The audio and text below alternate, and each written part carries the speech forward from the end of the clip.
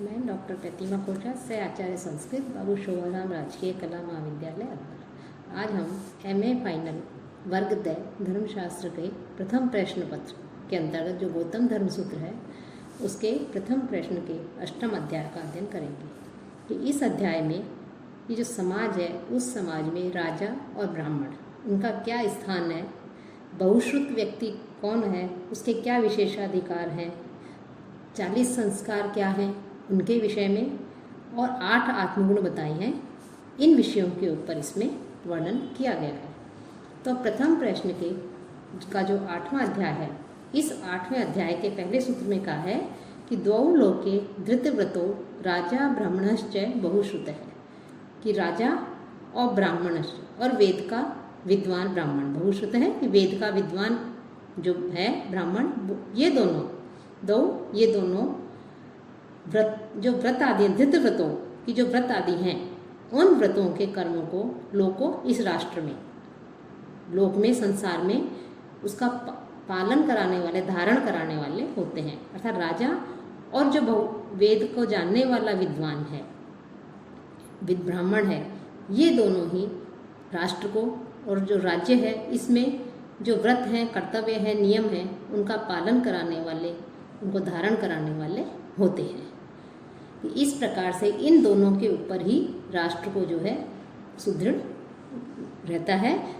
राष्ट्र में राज्य में सारे कार्य होते हैं, सब अपने अपने कर्तव्य वो करते हैं। तो इन दोनों को राजा और वेद का जो विद्वान ब्राह्मण है, इन दोनों को इस राष्ट्र में जितने भी व्रत आदि हैं, कर्म आदि हैं, उन कर्मों को कराने वाला बताया है।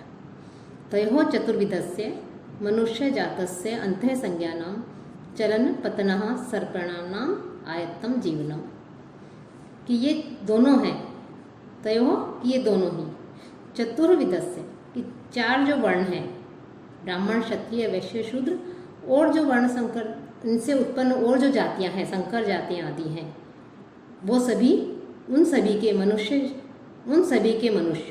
जातस्य कि उन सभी के मनुष्य संकर जातियों के और जो चारों वर्ण हैं उन वर्णों के मनुष्यों को चातुर्वर्ण व्यवस्था है हमारी भारतीय संस्कृति में। तो चारों वर्ण के लोगों को और जो अन्य जातियां हैं उन जातियों के व्यक्तियों को साथ ही साथ और इसके अलावा जो वृक्ष आदि हैं उन वृक्ष आदि के घटने बढ़ने वाले लुप्त चेतना वाले जो स्थावर पदार्थ हैं, कि लुप्त चेतना वाले जो स्थावर पदार्थ हैं जो स्थिर रहते हैं ऐसे पदार्थों को और चलने कि जो चलते हैं अर्थात पशु आदि जो चलने वाले जो जीव हैं वो पतनः कि पक्षी आदि उड़ने वाले पक्षी आदि, सर्पणः कि सरकने वाले सर्प आदि, भुजंग आदि जो हैं, इन सब का जीवन किनके अधीन बताया है यहाँ पर? राजा और जो बहुश्रुत ब्राह्मण हैं इन ब्राह्मण के अधीन ही इन सब ये दोनों सब चीज़ें अधीन रहती हैं। अच्छा, चारों वर्ण और अन्य मनुष्य जो उनसे उत्पन्न जो जातियाँ आदि हैं वर्ण, वो संकर जातियाँ भी, और जो प्रकृति में उत्पन्न जो वृक्ष आदि हैं वो सभी स्थावर पदार्थ, जड़ पदार्थ, चेतन पदार्थ, पशु आदि जीव, पक्षी, सरीसृप आदि जो हैं, ये सभी इन सब का जीवन इनके ऊपर ही निर्भर रहता है, इन दोनों के अधीन रहता है। प्रसूति रक्षणम असंकरो धर्म है। साथ ही साथ प्रसूति की जो वृद्धि है उसकी वृद्धि और अन्य की रक्षा करना और वर्णों के संकर का निरोध, साथ ही साथ और धर्म वो भी इन्हीं दोनों के अधीन होता है। कि वर्षा के द्वारा रोग आदि के द्वारा यदि किसी प्रकार का कोई उपद्रव हो जाए, कोई विघ्न आए, कोई विपत्ति आए, तो उसकी शांति भी जो है यही करवाते हैं, इनके लोगों के अधीन है। और रक्षा के द्वारा अर्थात चोर आदि हैं उनको दंडित करके ये प्रजा की रक्षा करते हैं। चोरों को दंडित करके प्रजा को जो है के ऊपर आप विघ्न लाने वाले, प्रजा को विपत्ति में डालने वाले, संकट में लाने वाले, उनको जो है दुष्टता का व्यवहार करने वाले, उनके प्रति ऐसे जो दुष्ट लोग हैं उनको दंडित करके उनकी रक्षा, प्रजा की रक्षा करने वाले, वर्णों के जो असंकरों वर्णों के संकर का ये निरोध करते हैं। और साथ ही साथ जो शास्त्रों में कहा गया है विहित बताया है उसका उपदेश एवं अनुचित कर्म का निषेध ये बताते हैं कि शास्त्रों में जो कहा गया है, जो कर्म निर्धारित है, उन कर्मों को ये करने के लिए व्यक्तियों को प्रेरित करते हैं। साथ ही साथ जो निषिद्ध कर्म हैं उन कर्मों का निषेध बताया है, और यदि कोई उनका पालन नहीं करता है तो ये उसे दंडित भी करते हैं। और जो धर्म है कि जिसके ऊपर ये समाज टिका हुआ है, और धर्म भी इन्हीं दोनों के ऊपर अर्थात राजा और जो बहुश्रुत ब्राह्मण है उनके अधीन होते हैं। अब यहाँ पर जो बहुश्रुत शब्द आया है अर्थात जिसने वेदों का ज्ञान प्राप्त किया है ऐसा विद्वान ब्राह्मण, तो बहुश्रुत क्या है और किसे कहते हैं उसके लिए बता रहे हैं कि बहुश्रुत जो व्यक्ति है वो किस प्रकार का होता है, किसे वास्तव में बहुश्रुत कहा जाता है।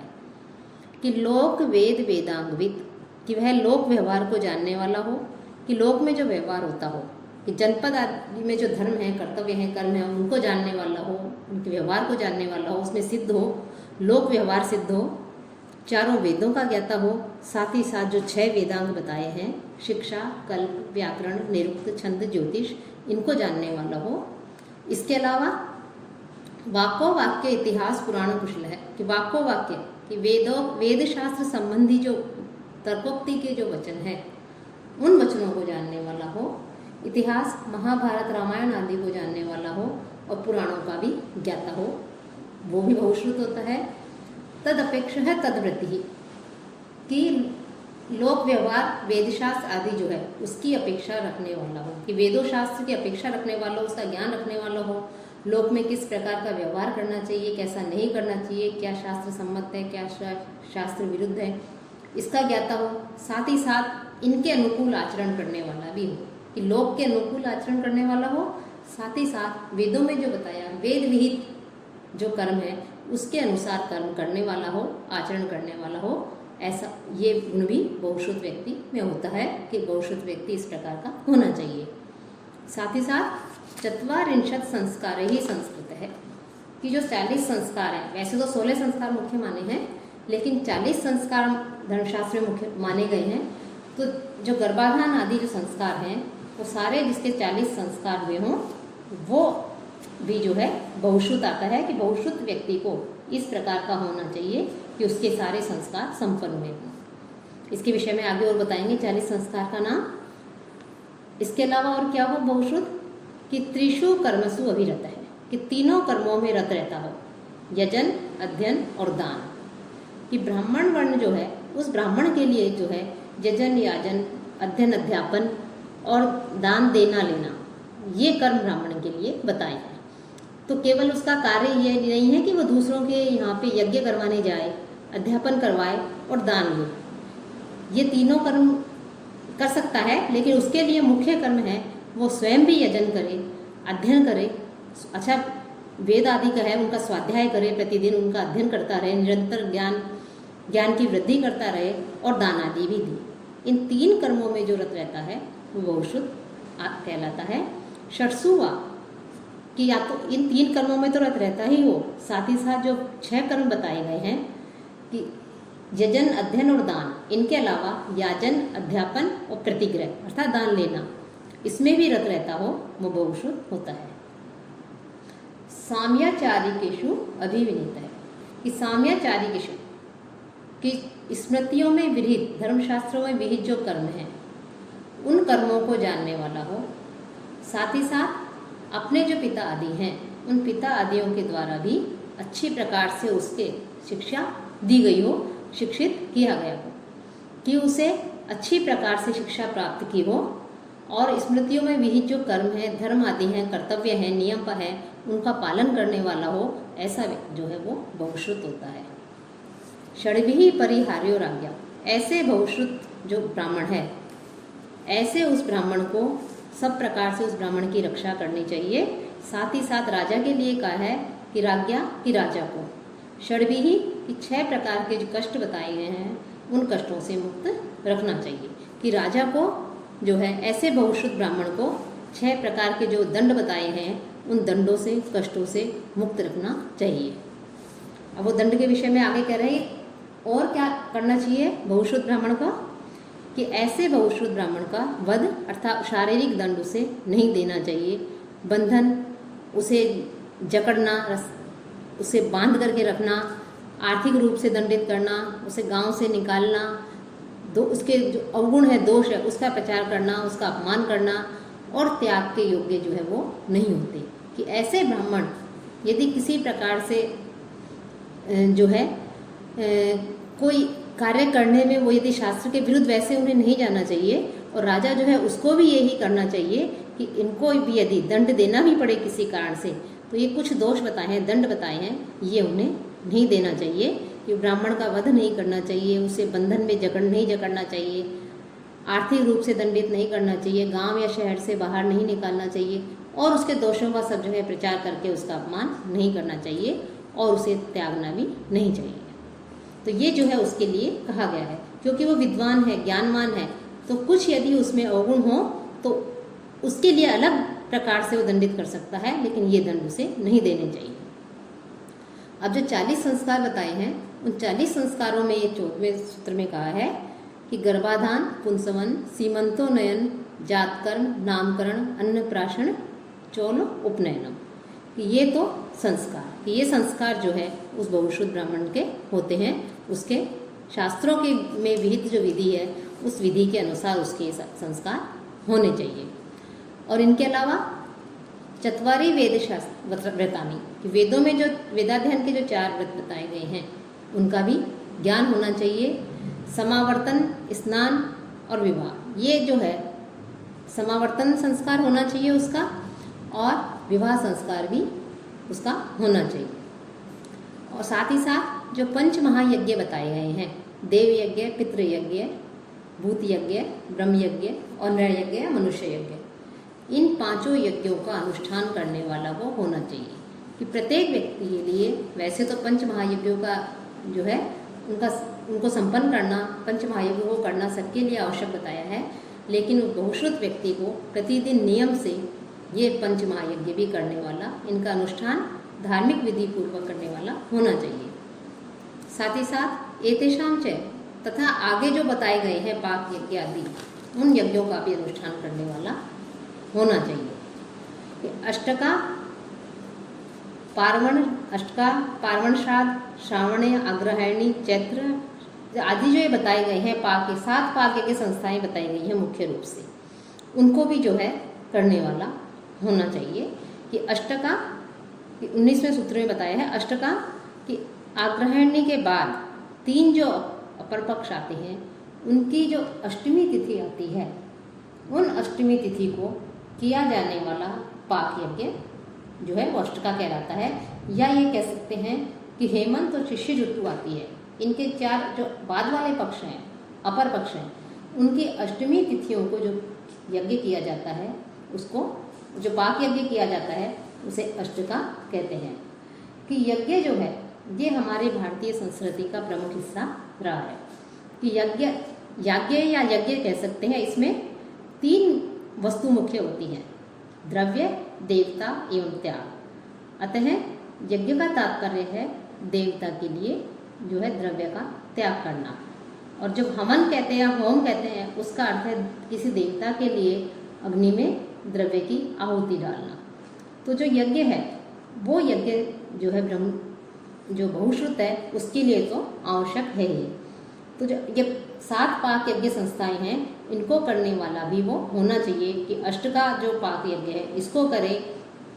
पार्वण अर्थात जो पर्व आते हैं उन पर्व विशेषों पर, कि पौर्णमासी या अमावस्या या इस प्रकार के जो पर्व आदि आते हैं उस पर जो है उसे यज्ञ करना चाहिए। स्थाली पाक कर्म कहलाता है, तो वो पार्वण करना चाहिए।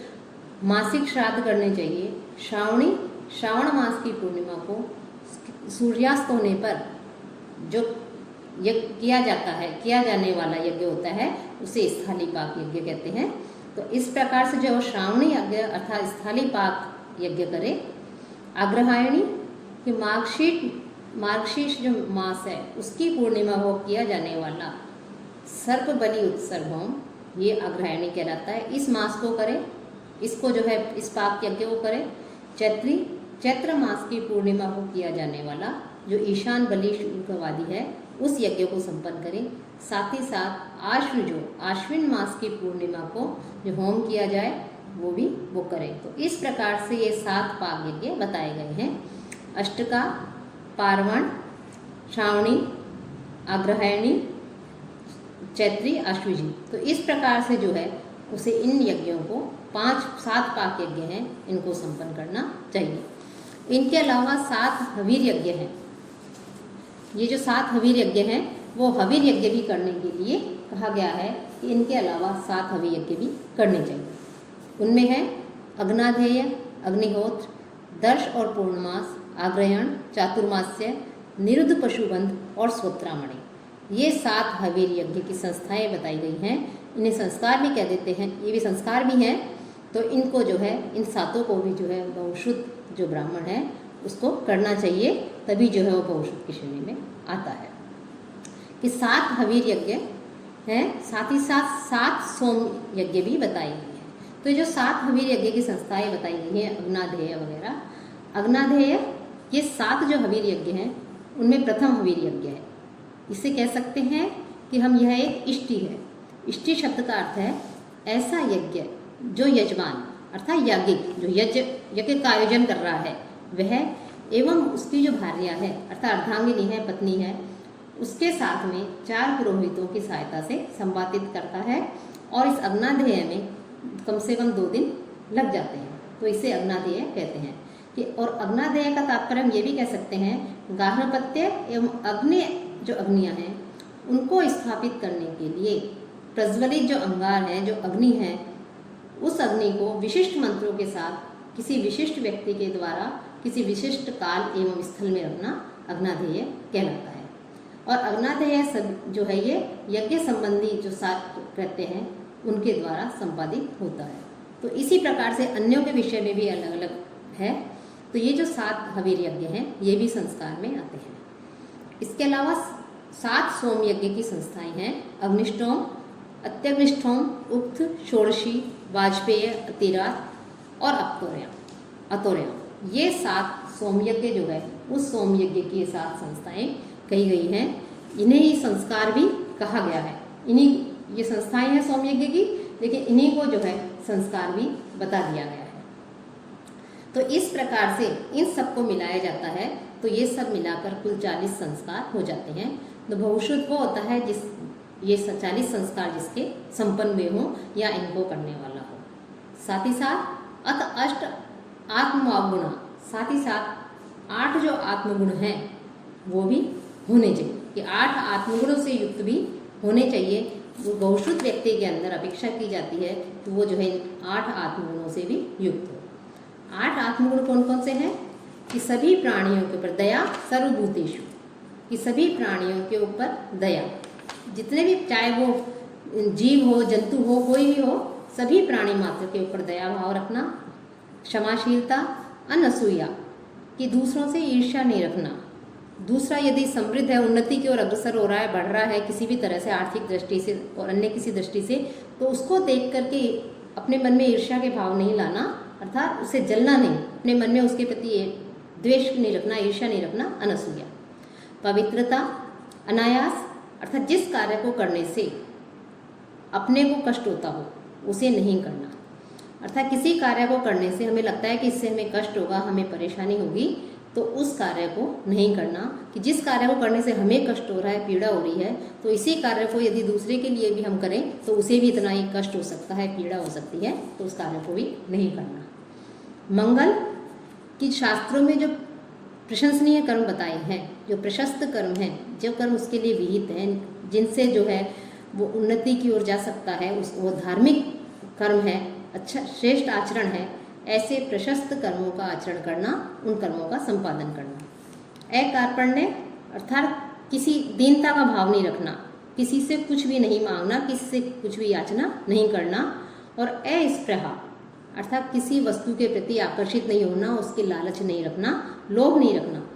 कि दूसरे को जो है उसकी वस्तुओं को देख करके, इसके पास तो इतनी सारी वस्तुएं हैं, ये तो इतना धनवान है, इसके पास इतना पैसा है, इसके पास इतनी गाय है, इसके पास इतना बड़ा घर है, ये देख करके अपने मन में लालच कभी भी नहीं लाना चाहिए।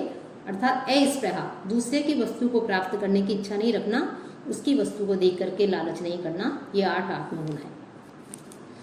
और ये 40 संस्कारों से यदि बहुश्रुत ब्राह्मण जो है वो युक्त भी हो जाए, 40 संस्कार भी संपन्न हो जाए, लेकिन यदि उसमें ये 8 आत्मगुण नहीं होते, ये महत्वपूर्ण है कि यदि उसमें ये 8 आत्मगुण नहीं है और 40 संस्कार उसके हो गए हैं, तो भी वो जो है ब्रह्मलोक में निवास करने का अधिकारी नहीं माना जाता। अर्थात इन 8 आत्मगुण नहीं होने पर 40 संस्कार संपन्न हो गए लेकिन 8 आत्मगुण नहीं है, तो वो ब्रह्मलोक को प्राप्त करने का अधिकारी नहीं है। लेकिन जो व्यक्ति इन 40 संस्कारों में से कुछ संस्कारों से युक्त होता है, इन संस्कारों को 40 के 40 संस्कार यदि वो नहीं कर पाता है, कुछ संस्कारों को संपन्न कर लेता है, लेकिन यदि उसमें वो 8 आत्मगुण जो है उनका पालन करता है, आत्मगुणों से युक्त होता है, तो वह व्यक्ति जो है उसे ब्रह्मलोक की, श्रेष्ठ लोक की, परमात्मा लोक की प्राप्ति होती है। तो इस प्रकार से यहाँ पर ब्राह्मण राजा के विषय में वर्णन करते हुए जो बहुश्रुत व्यक्ति है उसका वर्णन किया गया है कि बहुश्रुत कौन कहलाता है कि 40 संस्कारों से युक्त व्यक्ति और 8 आत्मगुणों से युक्त व्यक्ति श्रेष्ठ व्यक्ति कहलाता, श्रेष्ठ है, बहुश्रुत ब्राह्मण है। लेकिन इसमें भी 8 आत्मगुण होने आवश्यक है कि 40 संस्कारों में कुछ संस्कार यदि नहीं कर पाता, वो कम हो, तो कोई वो तो जो है और 8 आत्मगुणों यदि उसमें है, उनसे युक्त है, तो वो ब्रह्मलोक में निवास कर सकता है। लेकिन 40 संस्कार तो उसने उनसे युक्त है, वो 40 संस्कार तो संपन्न कर लिए वो, लेकिन यदि उसमें आत्मगुण नहीं है तो वह जो है ब्रह्मलोक को प्राप्त नहीं कर सकता। तो इस प्रकार से यहाँ बहुश्रुत के विषय में वर्णन किया गया।